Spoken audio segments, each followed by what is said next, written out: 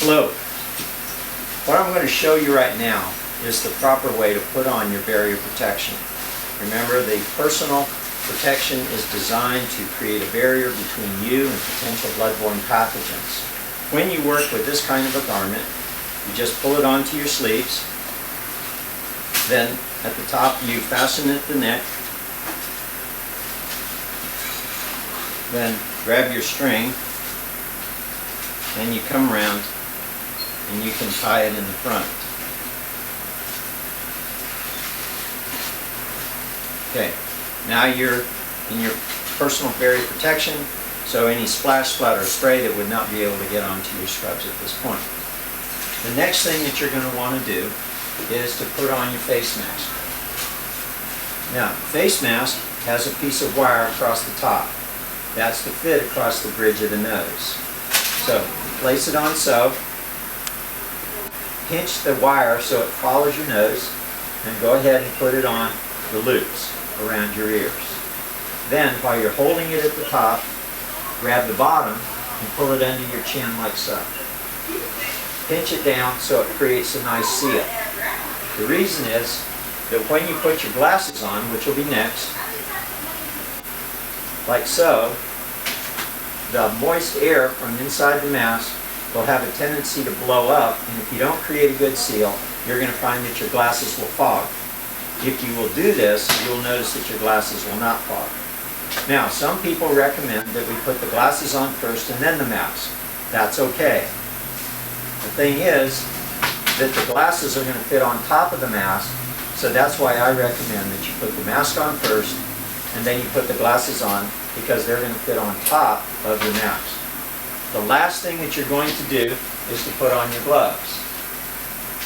As you put them on, don't pull too tight so they won't tear.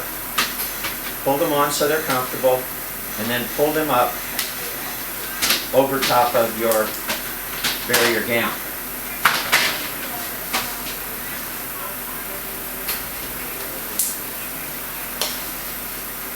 At this point, you have all of your barrier protection on.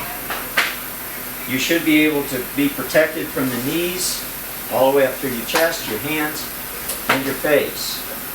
At this point, you do not want to allow your hands with their gloves to come in contact with anything that is uncontaminated.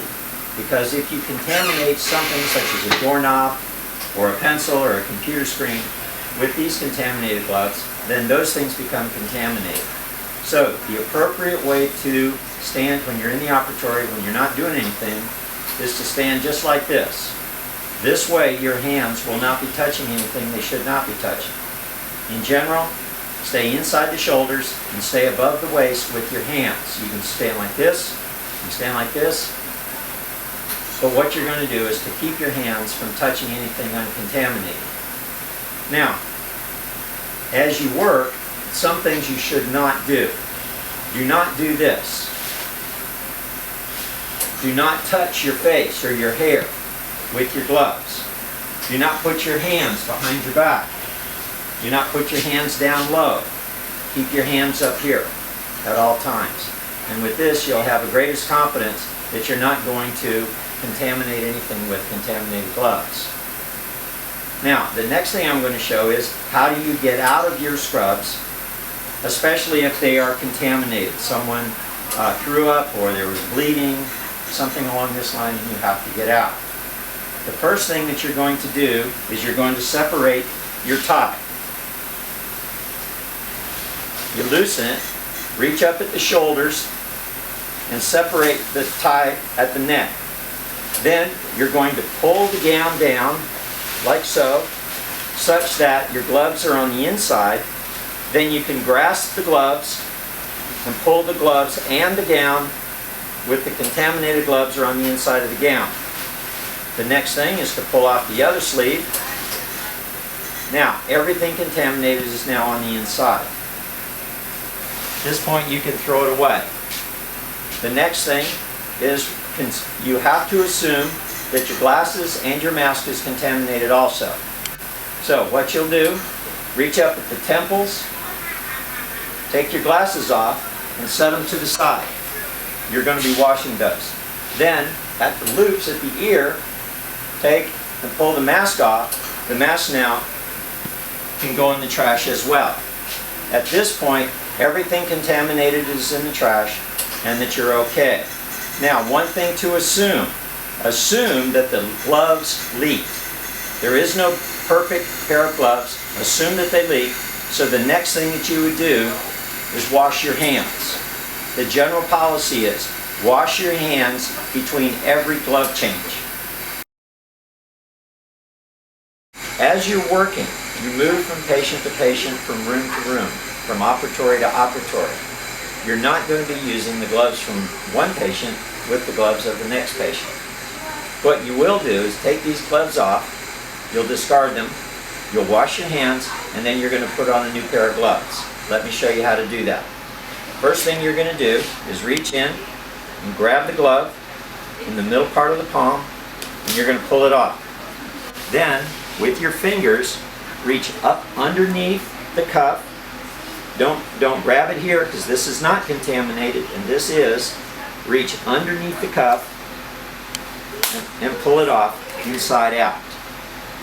So now you have gloves that are inside out, they're contaminated, they go in the trash. Then take your new pair of gloves after you wash your hands and just simply put your new pair of gloves on.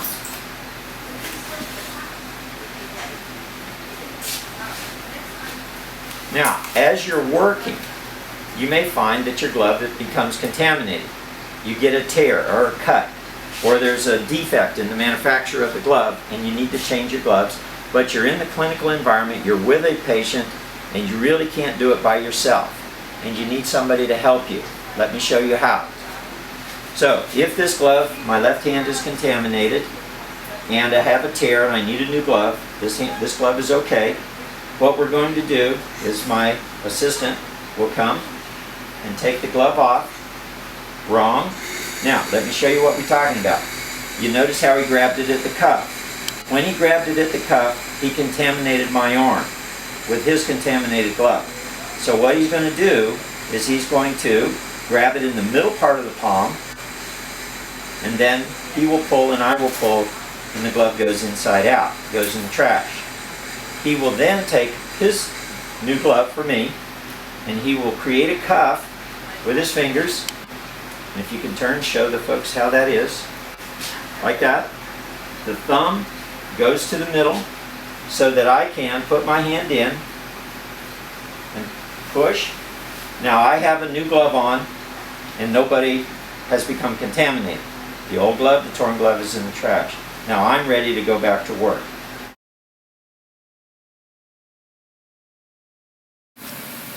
Okay, go ahead.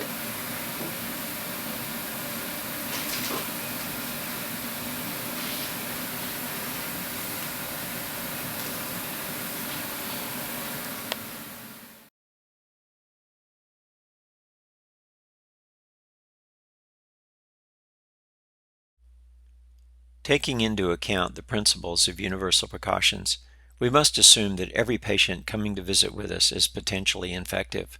Because of this, we're going to be using our barrier protections with everyone, whether it be the glasses, gowns, masks, or gloves.